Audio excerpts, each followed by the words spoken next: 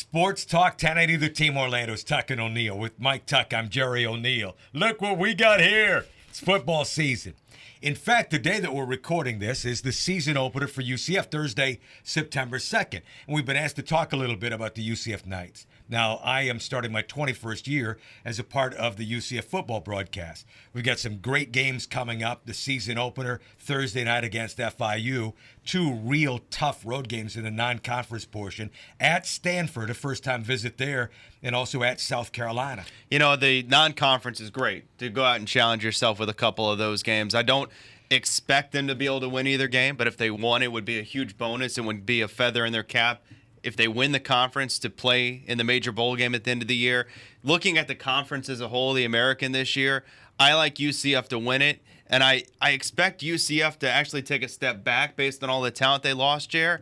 But I look around the conference, and there's a lot of that going on. There's a lot of teams, I think, in the American that could potentially take a step back. And the teams that can take a step forward, I don't think can take enough steps forward to catch up to where UCF's been. It's going to be interesting. There are a lot of analysts who look at the American Athletic Conference who are picking Navy, the newest member, now going to join the West. Geographically, it doesn't fit, but Navy said we'll be glad to go in to the American Athletic Conference West Division because we got so many players and kids who come from Texas that'll give them an opportunity to play a couple of Texas schools every year and at least one visit to Texas every year as well.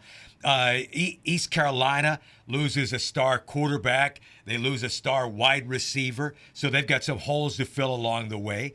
In the other East Division battles, obviously Cincinnati, UCF has never played Cincinnati. Now, we are members of the East, so we'll play them every year. That's a big game up there on Halloween night. And I think a road visit to Temple, Temple feels like they got attacked 2 years ago when UCF won that wild finish game, a field goal kick on the game's final play. That's another one to circle. It's a big game at Lincoln Financial Field. But for UCF, they've got Justin Hallman back at quarterback, and I think they're very obviously excited about that. The receivers aren't known, but there are talented players who either were already contributing a little bit last year or waiting in the wings to join them. I think on the other side of the ball, the key obviously is the back four. A bunch of those guys got snaps last year, but in minor roles, and then they lost Terrence Plummer, the 3-year starter at middle linebacker. So that's a big void there. And you have to see how good you're going to be at that position. Yeah, well, the one thing I do trust, you look for things you trust when you're unsure. I trust that UCF will play defense. I do. I believe that regardless of who they lose, they'll be able to play defense. I think returning the quarterback, you have enough offensive skill pieces. You're going to run the ball with Isaiah Stanback. UCF will be able to do enough. I think it's a 5-team race. I think Navy, Memphis, and Houston, and I like Houston in the West. And I think it's UCF and Cincinnati.